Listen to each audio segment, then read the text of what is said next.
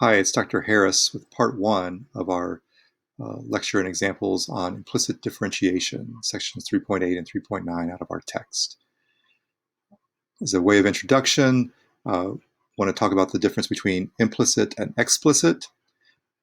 If we write an equation in this form, y equals 3x squared plus 2x minus 8, we're writing y explicitly as a function of x. Remember that the word explicit means out there in the open, stated firmly and known. So we can calculate the derivative using the power rule in this case, y prime equals 6x plus 2. And we also would notice that y prime is explicitly given as a function of x. But there are occasions where we're going to have equations relating x and y where we don't or can't solve for y. In those cases, we're going to say that y is implicitly given as a function of x. Here are two examples. 4y minus 3x to the fourth y squared equals 5x cubed plus 10. 2x cubed plus y cubed equals 5xy. In both cases, it's really not possible to solve for y. And so we're going to treat y implicitly. That is, we're going to say that it's understood that y is a function of x. And we're going to see how we can calculate derivatives, come up with an expression for y prime in cases like this. So we're going to start with three examples. Before we get to the first one, just want to have you notice that our procedure is going to be to calculate the derivative of the left side of the equation and set that equal to the derivative of the right side of the equation, and then algebraically solve for y prime. We want to recognize that often y is going to be the inside part of a composition of functions in these examples, and so therefore we're going to be appealing to the chain rule a lot. So again, our two-step process: calculate the derivative of the left, set it equal to the derivative of the right, and then algebraically solve for y prime. So let's talk through these examples. As I said, our first one is this equation right here. I just want to point out, before we go any further, that the second term on the left is a product, and one of its factors, y squared, is actually a composition, since remember we're treating y implicitly as a function of x.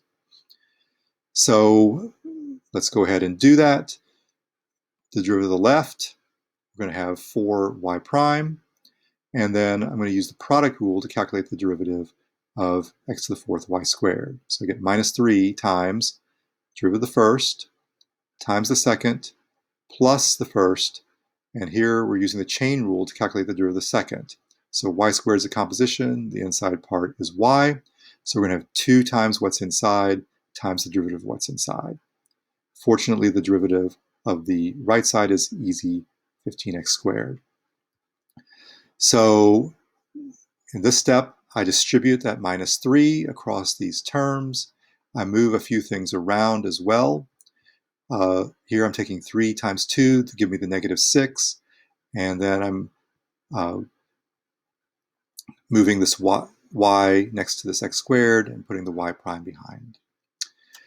And on this side, on this next step, then I'm moving the term that doesn't involve y prime over to the other side. So I'm going to collect all the terms that involve y prime on one side, all the terms that don't involve y prime on the other. I factor out the common y prime, leaves me with 4 minus 6x to the fourth y, and then I divide by this factor here, and I get y prime equals 15x squared plus 12x cubed y squared all over the quantity 4 minus 6x to the fourth y. We're going to do that same process in the next example, but we're going to go a little bit farther. We're going to find y prime, and then we're going to determine the equation of the tangent line at the point 1, 2. So using implicit differentiation, derivative of the left equals the derivative of the right.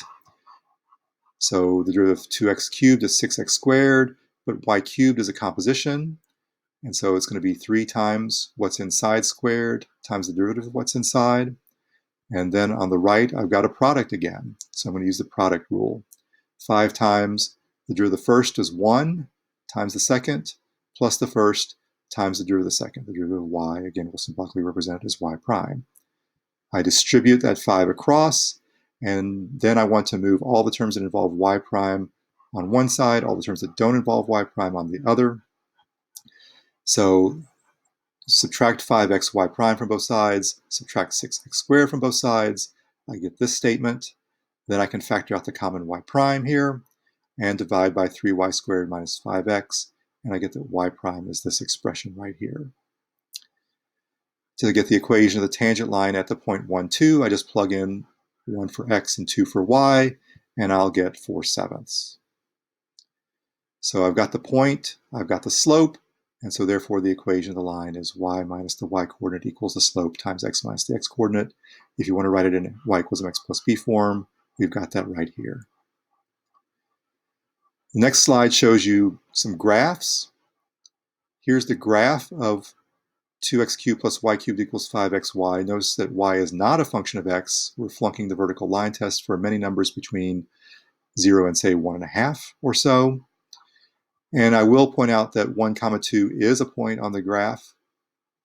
We can see that by going up here to the equation. If I plug 1 in for x and 2 in for y on both sides, I get 10 equals 10.